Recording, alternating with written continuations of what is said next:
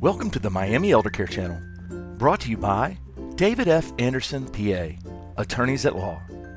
Today's guest is clinical psychologist Dr. Adele Besner. Okay. Today I'm very pleased to have Dr. Adele Besner here, a clinical psychologist who has a multitude of areas of practice. One of them happens to be geriatrics. How are you today? I'm very well, thank you. Would you introduce yourself and tell us just a little bit about what you do, please? I will. I'm Adele Besner. I'm a licensed psychologist in Fort Lauderdale, Florida. But before I was a psychologist, I was a music therapist. Wow. And I actually started my experience by working in nursing homes when I was in high school with seniors. So I have a special love for them. Well, when I read your resume, I just have so many questions, and that was certainly one of the first ones. What is music therapy? You know, music therapy can be anything, but specifically it's using music as a tool to help a person move forward in their lives. Did you create that? I don't think I've ever heard of that before. Oh, I wish I was that brilliant to create it, but actually I'm not sure when it was created. I went to the University of Miami. Originally there were only 2 schools in Florida that had a music therapy program, and the University of Miami was one of them. So I was fortunate enough to do my bachelor's there and then help create a master's level program for myself. So because I was so interested in psychology at the time, I took a lot of psych classes. So why do you think that, say, seniors, those in nursing homes, why do they need music therapy? Because music really lifts your spirit, and music for so many, especially when they were young, it helps jog memories of pleasant times, and also for people who have had their the area of the brain that controls language.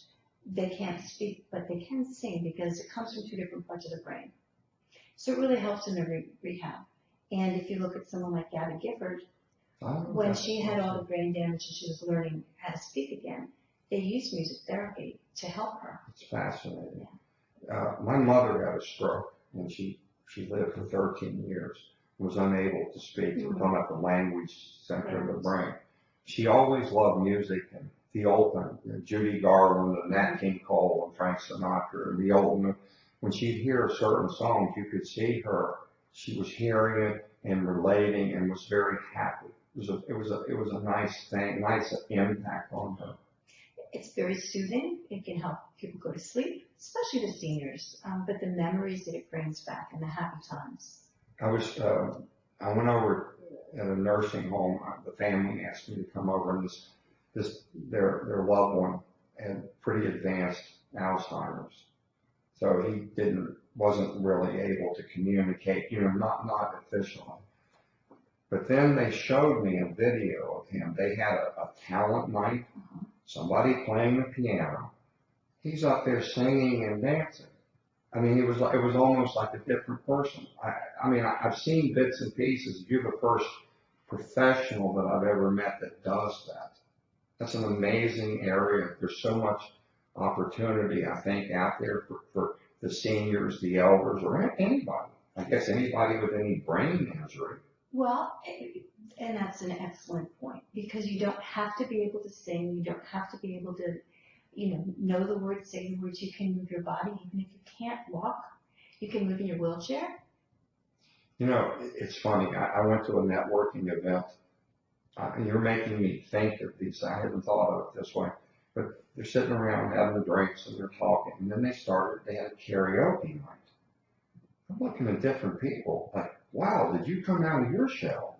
I mean, I'm seeing a side of them. I'm not sure they even knew, that they existed. They got up there, they were talking, and they got into this. They're really enjoying Dancing with the Stars, right? It's a very popular show. Yes. So several years ago in Broward County, where I live, they had a program called Dancing with the Stars for seniors.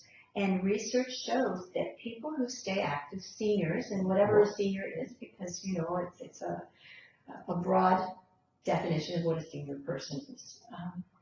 But people who stay active and people who dance, it improves their memory. It actually can, it won't stop something like dementia or Alzheimer's, Right. but it can slow the process down.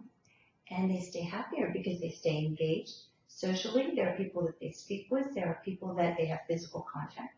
They have to think about what they're doing.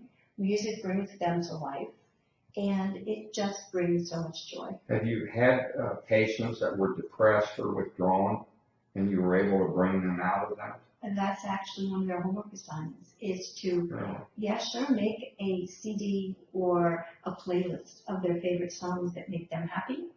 And when they start to feel depressed, is to play the music. Do you ever get a patient that refuses to do even that first step? I have never had that. Really? That's fascinating. I mean, that's just such a whole area. I mean, you're educating me. I can really see the benefit. It's sad because when I go to certain nursing homes, you see some of them just sitting there, they're withdrawn. And I mean, it's so sad because there's more there. Absolutely. They're just sort of either they're not stimulated or they haven't responded to whatever stimulation they've been given. And you just want to go over and hug them. Now, some of them respond just to talking. They're the talkers. They just can't get enough conversation because nobody will talk with them. Well, look at what happens as we get older, right? You talk about being disappointed in life. What's depression all about? Disappointment is usually the predominant feeling that goes along with that. Feelings come from thoughts. That's really what runs our behaviors. Mm-hmm. And if you're disappointed in yourself or in the way your life has turned out, what happens to you? You either isolate yourself away from other people, or you're angry and try to take that anger out on the rest of the people around you. I think in our society, we're so youth-oriented. We worship youth and money. The other day I was listening, there were some people that had written and said some terrible things about Carrie Fisher because in the new Star Wars movie, I haven't seen it yet, mm-hmm. that she was Princess Leia in the bikini and now she's whatever age she is. So she was talking, they said that it's terrible how she looks and she's aged and all this. And she said, I am who I am, and I'm not going to get depressed over it, and I'm aging the best way that I know how. And if somebody doesn't like it, that's just too bad. But I could see, think about the stress on a lot of people. Their physicality is so important.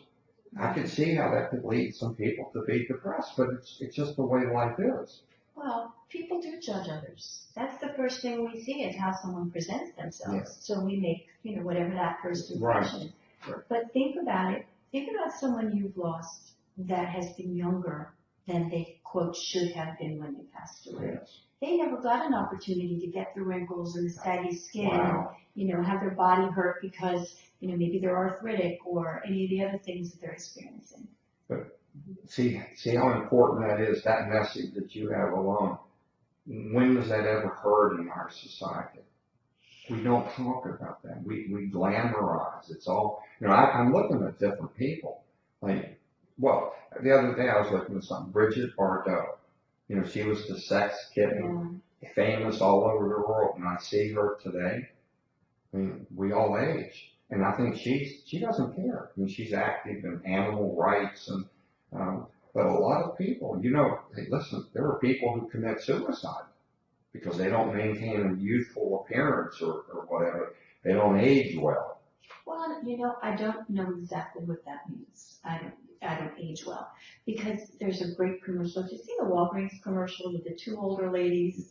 Okay, and then the last one I saw, they had purple in their hair and they went to their high school reunion. Right. Okay, so humor is so important. Oh. We have to be able to laugh at ourselves. Right. And no, we don't have the perfect bodies and our hair gets thinner or grayer or, may get bald, whatever it might be. But the gratitude that comes along with getting to be an older person, it's a mindset. It's all on how you look at it. If you look at it as, oh my goodness, look at, hey, I'm wrinkled and I'm this, as opposed to, I'm so grateful to be alive and I get to experience all these things. So do you deal with patients that are having difficulties with this, that they're depressed because of aging or infirmity or whatever? Many, Many? I am very fortunate right now in my practice to have many seniors that are still relatively healthy. There is, and I don't remember the exact name of it, but retired pilots, they have an organization for them. And I have some other friends who refer to their nights out with their Romeos, retired old men eating out. Yeah, I've never heard That's that. hilarious. So it's all in how you look at it. You know, I have had a couple of clients, and they've been in the John Knox retirement village. So I was looking at these people. I mean, probably the average age, they have a Rotary Club that's a waiting list. People are trying to get in. They limit themselves, I think, to 100. The average age has to be 80. And I was around them, how vibrant they are. They're engaged. They have activities.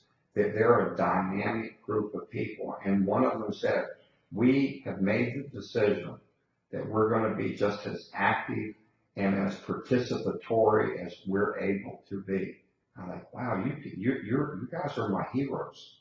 They're an amazing group of people. They raise money. They do community service. They're active. But that's what And they're keeps healthy them. mentally. That's what keeps them I that think way. they're healthy mentally. Do you know why? I think this is Why? my opinion. You don't have to agree. Because everybody needs to be needed. Everybody needs to have a reason to get up in the morning, put their clothes on, go for a walk. And if you noticed on my website, I have one of my associates that has 4 legs and a tail. Yeah. And I take her to work every day. Well, that's another, I saw there, I was looking, so you another area of expertise is animal therapy. Correct. Well, tell me about that. How does that work? You know, if you're an animal person, and not everyone is, and I respect that, animals bring such joy because A, there's unconditional acceptance with them. They are always happy to see their owner, and the only thing they require, other than food and water and a walk, if it's a dog, is attention and love. And the research has shown that it reduces the levels of stress, reduces blood pressure, helps get people out, and there are wonderful opportunities to socialize with other people because for animal lovers, nobody can resist a dog to pet. I couldn't agree with you more. I had too many dachshunds, and the second one was an abandoned dog. He was out on the street, and they brought him into the dachshund rescue group. When we got him, we're driving over to the foster home. My wife says, "Are you crazy? We don't need another dog." And so when we pulled in, here he comes running out, tail wagging. She opened up her door, and he jumps in her lap. And she says, "Oh, what a beautiful dog. I love him." So I said, so much for not needing another animal. She says, "I know he needs love." Well, as it turned out, the next day he was very sick. We put him in the hospital, saved his life. He's the most amazing giver of love. Grateful. He's grateful. They give so much. I mean, I just think that's so marvelous to everybody. I mean, I think it can turn the savage into a loving person. I really do. I agree. I don't know how people could not enjoy that unconditional love. Well, again, there are some people who are frightened of animals and who really, maybe they were never raised around them or they had a bad experience. Frightened of a mini dachshund? Well, if they were bitten by an animal and, that's true. they haven't had a positive experience. That's true. I mean, I appreciate how you feel because I'm an animal lover, and I laugh with my clients because they always greet her before they greet me, and that's fine. Remember Mark Twain said, "The more I get to know people, the more I love my dog," right? And was it on TV? There's pit bulls and parolees and kittens into what is it? The convicted murderers, death row. They put kittens in there. No, that I did not know. I saw a program on that, and these hardened, horrible criminals, they become marshmallows. They have a kitten. That's the first love that some of them probably ever received. And that's what people don't really understand. We all need that love. We all need the tactile, and there are some people who are not comfortable with other people for whatever their experiences in life have been. So the only love they can actually show and the only people they can allow close are little people with fur. Well, So far, we're batting 1,000. I'm a music lover. I'm definitely an animal lover. And I noticed in your resume that you did a lot with adolescents. Yes. Tell me something about that. If I have another love, and it would be my work with youth, especially young teens, 12 to 15, 16, that are trying to figure out where they are in life, where they fit in their little societies. Because remember, school for kids in their social arena is their world, like work is ours. Mm-hmm. And acceptance, in my opinion, is people bully because they don't have good self-esteem. They don't feel good about themselves. Because if I feel good about me, I want you to feel better about you. But if I don't feel good about me, am I going to watch you succeed while everybody looks past me? I think that's an epidemic in our society. But, well, to show you how much I agree with you, when I was the president of the Miami Rotary Club, I instituted the Rotary Peace Conference because that's one of our 6 major areas. So we took 150 high school students, primarily Interact, which is the clubs that we sponsor, took them to Miami-Dade College. This was not pie in the sky. We sat around in breakout groups. How do you feel about yourself? What conflicts are you experiencing? Are there any bullies around? How do you feel about the violence that you see? I was sitting there amazed at how little so many of these kids knew. They're out here dealing with issues, and we're like the first group that's talked to them about those issues. How do you feel about yourself? Where are you going? In fact, we had them act out. Like we assigned them different roles with a script. So one of them, who he turned out, he was defined as the mother. His role was to be the mother who had laid down a curfew for another one, And how would you act being the mother? So when the daughter would come home after curfew, he began scolding her. He says, "Don't you know that I'm sitting here alone worrying about you?" So we broke out and said, he goes, "I never thought about that. So I understand my mom better." So we're getting ready next month to have our 4th annual. So we're actually doing this. A lot of them are inner city kids, and it is astounding at the stories that they have. And that's sad. It's very sad. Please invite me. I would love to. I would love this, and you consider yourself invited. So, but again, we in the Rotary District last year gave out over $1 million in scholarships to high school students. Really? And there happened to be a reporter next door at a meeting where this was being discussed, and the reporter says, "If it doesn't bleed, it doesn't lead." I said, but all of this good news, nobody wants to hear good news. What a sad commentary. Well, it is a sad commentary, and I'm not quite sure why he said that exactly, but I will say this. He didn't want to be bothered. What's the gym expression? No pain, no gain. Right. And people, if you look at not all of them, but many of the big music stars or the other stars, in fact, Jimmy Kimmel, the one time I was up to watch him, and he's one of my favorites, he was talking about how he was bullied when he was in 7th or 8th grade, and he was talking to the bullies out there, and he said, "Well, remember when you bullied me?" He said, "Well, now look at me." And I thought, there you go.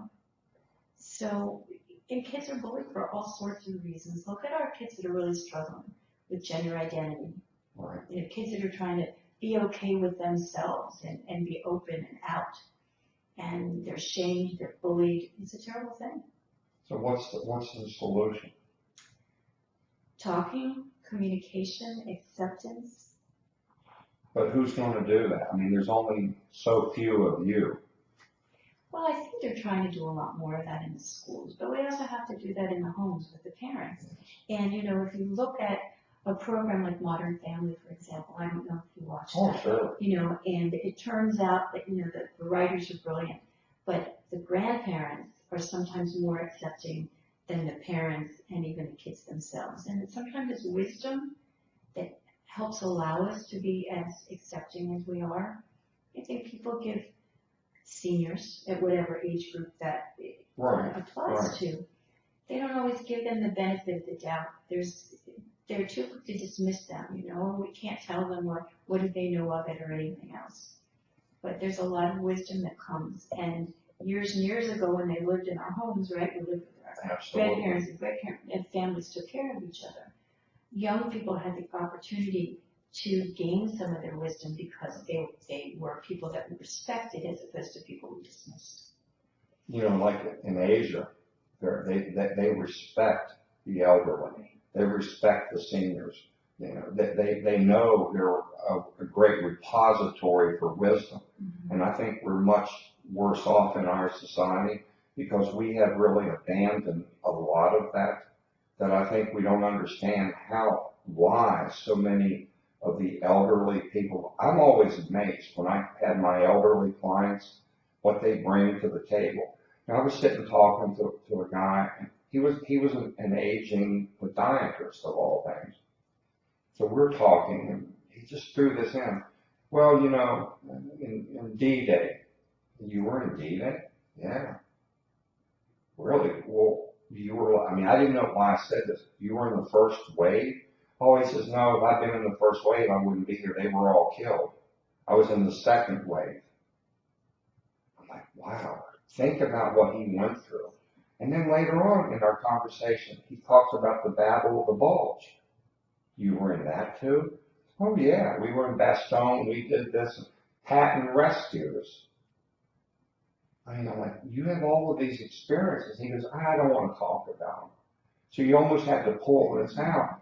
He was an amazing human being, but all he had seen, he was with Patton's group when they liberated one of the concentration camps. Wow. He actually was there when those gates were opened up. He says, you can only imagine the sights that I saw. That's an eyewitness account. I mean, I never expected that. He's seen amazing things, and, you know, he had a very productive, he ended up passing away, and his kids were all talking about, we never totally understood Dad. We only realized now what a great man he was. So you don't want to be there and say, well, only after the death do I realize. Talk now. Enjoy them Absolutely. now. Absolutely. Right? They're not going to be here forever. So I think there's an amazing amount of wisdom out there, and we fail to tap into that. And I think a lot of it is too because of what you said earlier. You know, we spend so much time valuing youth, admiring youth and beauty and, you know, perfection, whatever that is. Whatever. That's ignored. And that's all Doesn't exist. Photoshop, I think, to begin with. Mm-hmm. So, what was it? Oh, I can't think of the actress. She actually she was in Halloween, Jamie Lee Curtis. Okay. Do you remember that a year or two ago? She took a picture of herself because, you know, she had been the sexy lead in a couple of those movies, and she took a picture of herself without makeup, without this. She says, this is reality. This is who I am. I said, stop believing that what you're seeing is just a fantasy. And I thought, boy, what a brave person she was.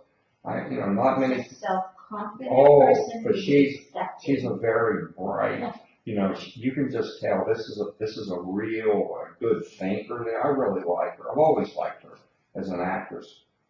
So, what are the biggest problems that you see, let's say, with the elderly community as you encounter them?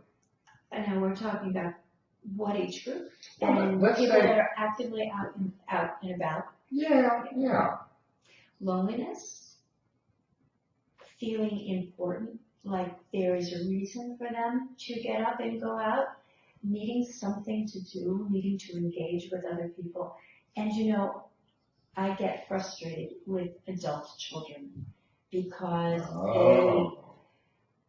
they tend to forget their parents, or, you know, a father that might be alone, a mother that might be alone. You know, they're very quick to dismiss them because they're very busy with their lives.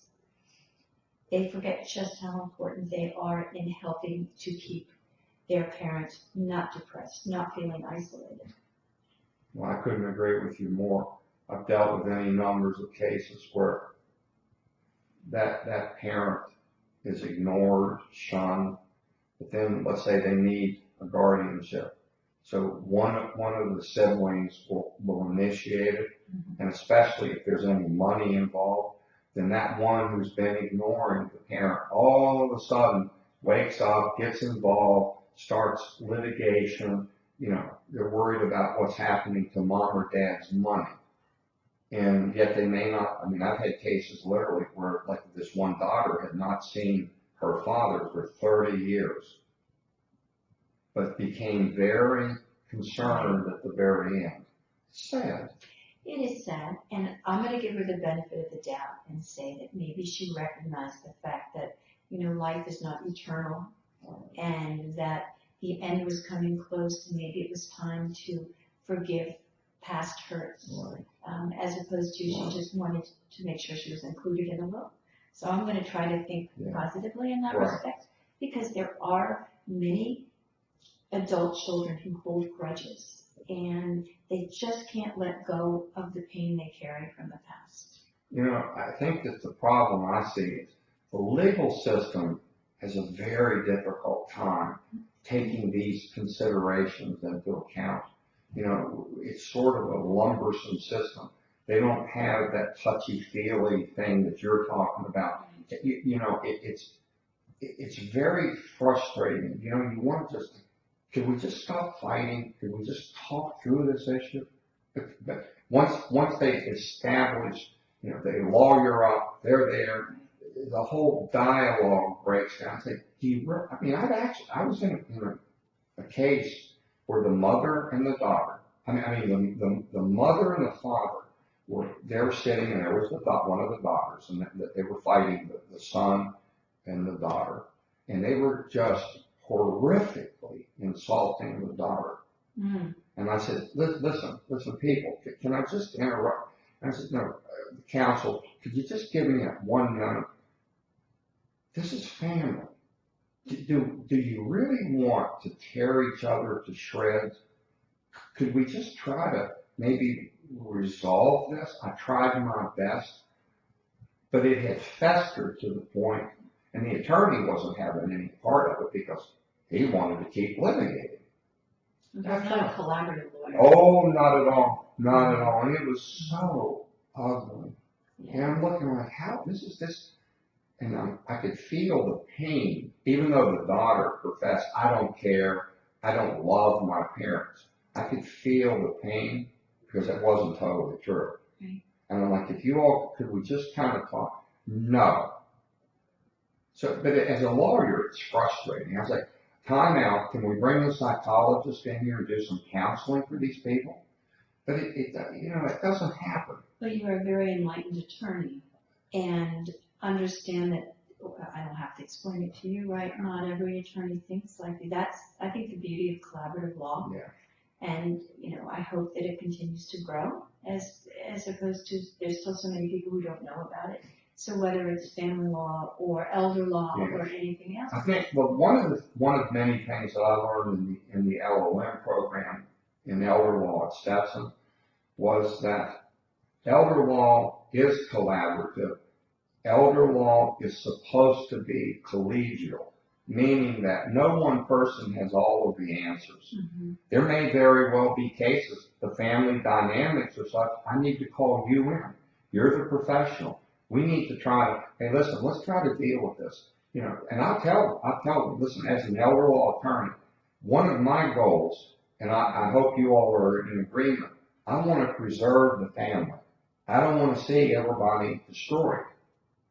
Sometimes it works and a lot of times it doesn't, but at least we're supposed to try. Mm-hmm. I had classes in psychology, and I had classes with doctors and geriatrics and, dementia and all of this. But the family dynamics, the psychology there, do we just want to destroy families? I don't want to do that. Right? Isn't that worth trying to preserve? The hate that's generated, the destruction that goes on for generations. Well, and it is generational, unless somebody stops this cycle. Exactly. Oh, and I've actually had cases where the grandchildren are outside, and they're being told how bad the other is, and you don't ever talk to them. We hate them. How sad. It's sad, and quite honestly, that's very difficult to challenge. Yeah. And sometimes, you said grandchildren, they can be the peacemakers. And you only hope, and I encourage grandparents who don't have relationships with their grandchildren to continue. Send them birthday cards, send them Halloween cards, send them, holiday cards, and if it comes back return to sender, put it in an envelope, and one day they're going to go to college. One day they're going to have their own email address. They're going to have their own cell phone, and maybe you can rebuild at that point. When we're at the end of the whole life, we all end up in the same hole in the ground, right? What do we take with us? We take memories. We have friends and family. We have things that perhaps we've done for other people. That's it. That's it. I don't care how many diamonds, how many Rolls Royces, how many whatever. They don't put Rolls Royces in the grave, I don't think, do they? I've never seen one. Well, I've never seen one either, but I can tell you, I mean, you're adding a whole new dimension. See, I learned from my professional colleagues. You make me think about areas that are so vital to what I do. I see these needs out here all the time. So, is there any other aspect? You do music, you do animal therapy, you do adolescents, you do geriatrics, do you do anything else? I do a lot of work with just helping people communicate better, because our whole world is based on communication and how we deliver our messages. And my favorite expression is called "screen your meme." Screen your meme. Screen your meme. All right, just explain that one. Well, what is a screen for? The filter. Correct. Mm-hmm. And I can say the same thing to you in one of two ways, and one of those two ways you'll hear my message better. Correct? Oh, absolutely. Okay. And so we tend to hear things sometimes with our own voices. So that's why I don't like email, and I also don't like putting things in writing, because people often they often read it in their own voice. So we're talking, and I'm saying something to you, and you're angry at me, or you think I'm angry at you, and so now what you've read is, wow, she's mean. I didn't say one mean thing to you. So how you deliver your message is so important. So screen your mean means think about what you say before you say it. Well, I think this is a huge area in our whole society. Everything we do. I think our communication abilities are horrible. And I've actually had people, I know how to communicate. I text all the time. Yeah. See, and they got their nose in that cell phone. They're horrible communicators. They're in their own little virtual reality. Interesting you would say that. Anderson Cooper did a very interesting program about a month ago on young people and social media. Really? Yeah, I think you'd find it fascinating if you go on and Google it and watch it, and talks about how for kids their reality is social media. I had a younger attorney talk to me and said, I've watched you and I see that you know how to network, and would you help me? And I said, well, sure. We're going to have this function, and meet me over there, and I'll be happy to do that. So I take him, and I knew what he was doing. And I said, oh, I want you to meet, John Brown over here who does whatever. And I said, okay, give him your card. He goes, I don't have any cards. Well, why don't you have any cards? He goes, do you know how expensive those are? Well, but what do you think networking is? How are they going to communicate with you? And he says to me, well, they can Google me. I'm like, listen, you and I we need to have an expanded sit down. Forget all of that Facebook and whatever. You need to become, you need to make an impact on this guy's life. Get his attention. He goes, but I don't know how to do that. He was honest. Right. But this is the problem that we're dealing with. I honestly see people that don't even know how to shake hands. And there are people who have social anxiety, people who never learned these skills, and But don't you think it's worse now than ever? I think that social media, texting, all of the things that are involved help prevent us from communicating with each other. I'm so glad to hear that, because that's exactly how I see it. And I'm guilty of the same thing. We all are. We can't be without them. But it's like anything else, Moderation is the goal. Excess is the problem. The more you're at this, I think the less we communicate. And I'm watching the political process.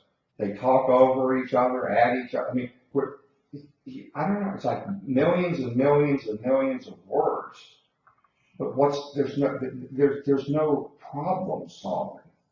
I agree with you, and there's also very little filters that come from everybody. And I think we forget that young people are watching. We are the seniors. We are, Yeah. whether you're 45 or 65 or 85, you know, they're watching how we interact, how we communicate with each other, whether we shake hands, whether we pat each other on the back, whether we're polite and respectful. They're watching, and I think we as seniors, and I am certainly a senior, I have a responsibility to not just the children that I raise, but to all the young people that are around me. I couldn't agree more, and I think we're doing such a poor job. There's exceptions to the rule. I don't think people even want to discuss the problem, let alone solving it.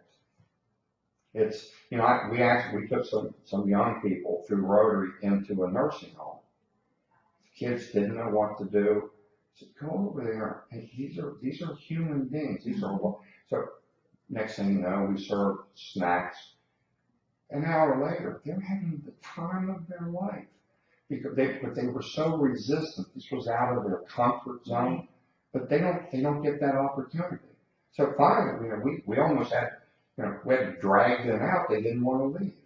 But this is how exactly setting the example, teaching them. We're just so deficient, I think, in our society. And I hope that with people like you, we'll start making some progress. Oh, you are one of them. Well, I hope so. Absolutely. You know, and I think that at the end of the day, when we can enrich somebody or solve a problem, bring somebody together, I think that's what life's all about, isn't it? I agree. And I have a suggestion. Okay. For the seniors that are out there, that are active, that are in their 80s and their 90s, that want to connect with their children and their grandchildren, you know, they need to watch some of the programs. They need to turn on some of the music, and instead of going, oh, what are they listening to? And that's just noise. We as the seniors need to be able to relate to them also. So we need to know what they watch and what they listen to and who people like Pitbull and Beyonce and Rihanna and Adele and all of this. Well, you know, it's funny. I have two sons, and they like Lady Gaga. And I just said, you know, oh, I can't stand it. I can't take it. I just don't want. She's been in the show American Horror Story that I've been, what TV show? They said, Dad, you know, I know it's Lady Gaga. What do you think? I think she's wonderful. Well, it was confirmed because I think she won a Golden Globes award. And I said, I had no idea. She's actually fabulous. Now, acting. But I said, yeah, you guys taught me something. I never would have expected. She was the perfect person for that role. So, you know, we were all laughing about it. They said, Dad, we knew about Lady Gaga before it was cool. I said, well, I could teach you guys something. Maybe we need to teach each other, you know, and that's how, you know, because I have one 21-year-old son and an 11-year-old son, so we're all over the place. But, you know, they do. They have a lot to teach us. We have to listen to them. Yes. And it's tough. Sometimes it's, yeah, right. We want to just dismiss them. And I think I'm trying to do a better job of that. Yeah, but do we dismiss them because we need that respect and we need that position as the authority and the, you know, so we can teach them? Yeah. Because you're absolutely right. When we listen, there's so much to learn from our kids. Because so many of them are smarter than we are because they're being immersed in knowledge that we've never had. Look, you want to know your way around the internet? Ask a young person. Oh, absolutely. They can find things, I mean, almost instantly. With us, we had to go spend hours in the library, and they're amazing in that ability. So, well, you're covering the whole gamut, from the youngest to the oldest, to music, to dogs, and I know I'm going to be dealing with you, referring people to you in the future. You have so much to offer. I was so excited after I read your resume. I mean, I think your combination of skills is unique. So we're very lucky to have you, and I just can't tell you how happy I am to be able to interview you. Well, thank you so so much. I hope to see you again in the future. I would love that.